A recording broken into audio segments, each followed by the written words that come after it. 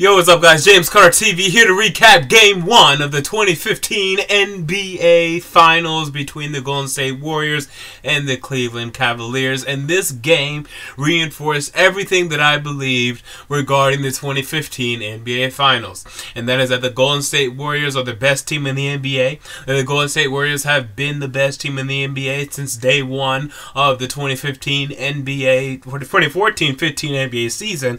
And that the Golden State Warriors will defeat the Cleveland Cavaliers in 6 games. This game reinforced all that. The only thing this game made me question was whether or not the Warriors would be winning 6 games or 5. And let me elaborate as to why. Yes, this was an overtime game. Yes, LeBron James played great. Yes, it was close. Yes, Cleveland was close to winning the game. But you have to keep in mind, in order for Cleveland to even come close to winning, a couple things had to happen. LeBron James had to have the best game of his NBA Finals career. The best game he's ever had in Finals history. Him. 44 points, like 8 rebounds and 6 assists or 8 assists or whatever ridiculous number of assists it was. It required that effort from him. It required Kyrie Irving to have over 21 points. I think it was 21 or 23 points.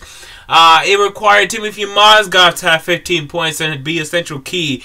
It required all these parts to work together. The only Cleveland Cavalier member that really disappointed tonight was J.R. Smith, who disappeared in the second half, and you have to live with that. He's a streaky shooter. He's always been a streaky shooter. So he went on the wrong streak in the second half, and that proved to also been a detriment for them.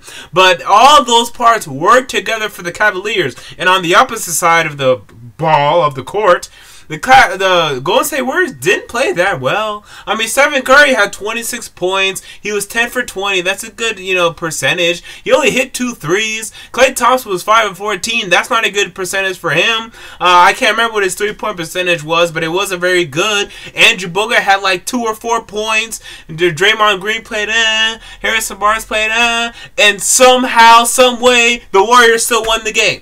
So now, what's going to happen when Stephen Curry is hitting the threes that he hits normally? When Klay Thompson is hitting the threes that he hits normally? When Andrew Bogut actually gets going offensively? What's going to happen when LeBron James struggles shooting the basketball? Now that Kyrie Irving is injured, I don't think he's going to play. I don't think he's going to play because that injury looked to be a very, very serious one indeed. Not an ACL tear or anything ridiculous like that, but one that will keep him out for the rest of the series. If he plays another game in this series, I will be shocked. It looked that bad.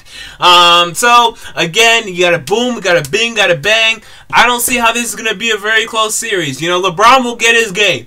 LeBron will get a game, maybe in Game 3, maybe in Game 2. Maybe he may get 2 games, but there is no way to me, looking upon this game, can I say that the Cleveland Cavaliers will somehow beat the Warriors 4 times out of the next 6 games. I don't see it happening. I can't see it happening. The Warriors didn't even play that well offensively today. Honestly, they were not the Warriors that we are accustomed to seeing. They only went on like one big run. They were like 24-7 run in the second quarter. I was expecting another huge run that just didn't come. It will come in these next games, and it doesn't appear as if the Cleveland Cavaliers are ready for that. And LeBron James had a chance, and man, I'm telling you, he had a great game. He had a great game. He had 44 points. Great.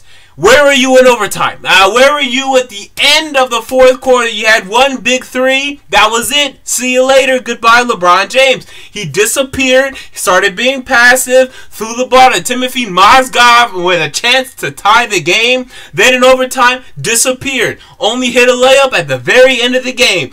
Missed 3s. I think he was like 1 for 6 in the overtime period. It was bad. And the one, again, was a free layup the Warriors gave him at the end of the game. So LeBron James, with a chance to do something in the game when they needed him most, disappeared. Cavaliers only 2 points in the overtime period. If you're struggling to make points offensively, You have to do what Stephen Curry did at the end of the game in overtime. Almost a minute and 30 seconds passed in overtime without a point. So you know what Stephen Curry did? He drew a foul, a critical foul, got to the free throw line, hit free throws, came back the next possession, did the same thing again. And then boom, you have 4 points just off free throws the last 2 possessions, and then your team gets rolling offensively. But again, LeBron James didn't show up, guys. And I'm not saying that he's, not clutch or, well, he's not.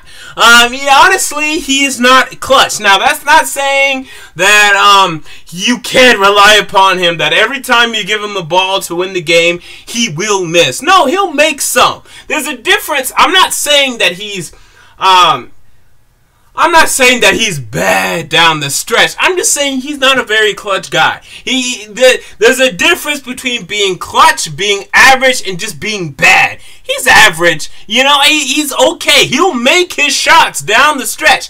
But you can't rely upon him down the stretch to bring your team to a victory at the end of the game. He'll do it sometimes. Sometimes he'll do it. But where was he? Where was LeBron James when his team needed him the most? Because I didn't see him. Actually, I saw him missing. And I saw him passing the basketball more than I would like. But again, I don't see how the Cleveland Cavaliers are going to win this series. I don't see a scenario. They're going to have to step it up. Only 6 possible games remain. They're going to have to win 4 of them. And I say good luck to that. Until next time, James Carter TV, I'm out. Peace.